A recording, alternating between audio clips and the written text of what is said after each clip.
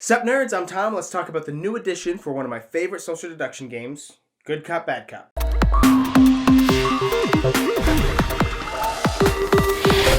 If you don't know what Good Cop, Bad Cop is, it's a social deduction game where it's kind of like the hidden role game, hidden identity, where there's two different teams, the good cops and the bad cops, or it's honest and crooked is what they really call them.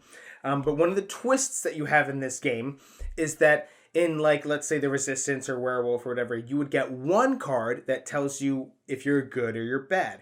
And here it's three different cards that tell you if you're good and you're bad, and it's the majority of those cards, right? So if I have three blues and one red, well, I'm team blue, right? With the exception of there is a leader for both teams. It's the agent and the kingpin. So if I have the kingpin, it doesn't matter what the other two cards are. Those other two cards could be good cards. I mean, kingpin, I'm still the kingpin, right?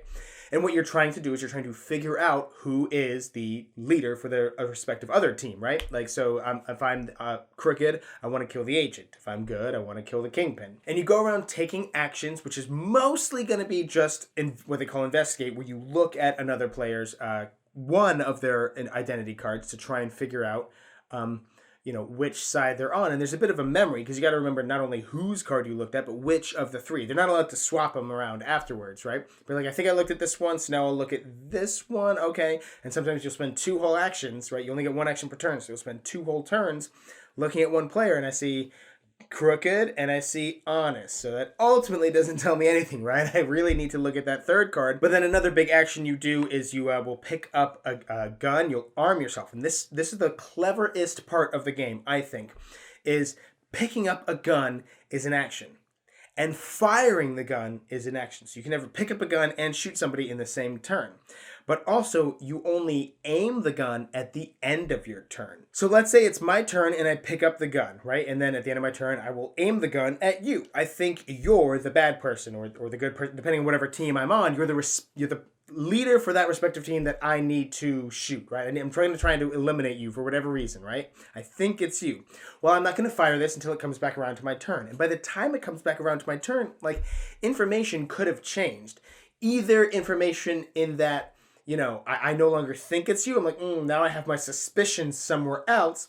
Or it could be like things have literally changed. There are these equipment cards that are kind of like instant, well, they don't all trigger an instant speed. Some of them really have to do on your turn. But they can cause real, like, wacky things to happen. You could, literally swap cards with another player. It could really change the team it could ultimately change the team that you're on. So if I now no longer want to shoot you, well, I can take a different action on my turn, and it's at the end of my turn that I re-aim my gun. Now I think I want to shoot this person, right?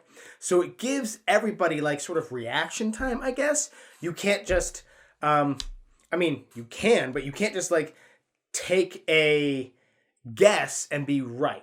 But it's like a two-turn guess. You can still do it, but everybody sees that happened. So it's like, I think it's you, and bang. Oh, I found the person. There we go, right there. Just 1 out of 7. I got him. You could still, in theory, do that, but everybody at the table kind of has a turn to react to that. If they have information, they're like, oh, he's about to shoot the kingpin. I don't want him to do that, so I'm going to try and play this card on him to make him change. Or maybe we'll drop the gun, or I'll steal the gun from him, or something. It also does kind of work out in the Office, sort of like where at the end where they're all pointing guns at each other. I'm not going down for this! I'm not going down for this! Because multiple players can pick up guns, and you could have multiple guns pointed at you, or this gun's pointed at that person, that gun's pointed at that person. It's a really great game. It's one of my favorite social deductions. It's kind of like the gamer's social deduction because these equipment cards, that's the real sauce of the game. That's where a lot of the fun comes in, and you really need kind of people who are familiar with timing and things like that to be able to play those cards well. There was another version called Leaders of Euphoria that takes place in the Euphoria universe for Jamie Stegmaier's board game.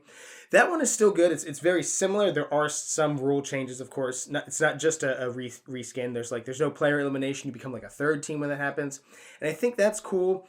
But overall, I didn't think the equipment cards were as wacky and as game-changing as in regular Good Cop, Bad Cop. And now, how is this edition different from this? Because obviously you see, this is the edition that I've had for a long time. I've been playing it for a couple of years now, and I have 2 expansions to it. This is back when they were called Overworld games. Now they're Pull the Pin, because it says up here, pull the pin. You grab this little thing at the top here, and Boom! Oh, it's fun. It is mostly the same. They did do a little bit of cleaning up on like the text of the cards a little bit. They did a slight graphic overhaul, mostly again on the text of the cards. Obviously, I still like this version because it has 2 expansions, right? So I'm still keeping this. It's kind of not a fair comparison, of course, but you know, if you don't have the game and obviously you can't get your hands on this, I still highly recommend this version. It's not a throw this version away to get this version, if that makes sense, right? It's just you should own this game, and there's no reason to go searching for the old version when this version is available. Does that make sense? They also did tweak with the equipment cards a little bit. There are 2 new cards, which is the walkie-talkie and the defibrillator. There is the one called Riot Shield was, I think, a promo at one point. And there is the cards Medkit, Disguise, and Mobile Detonator.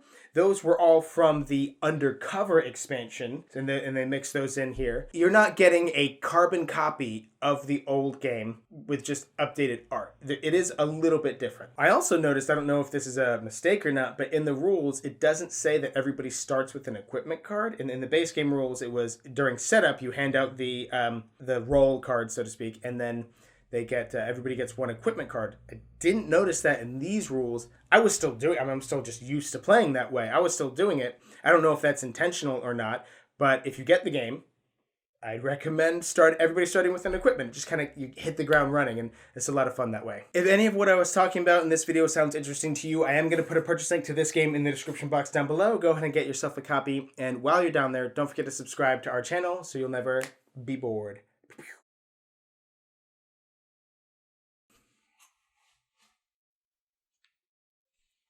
Yo,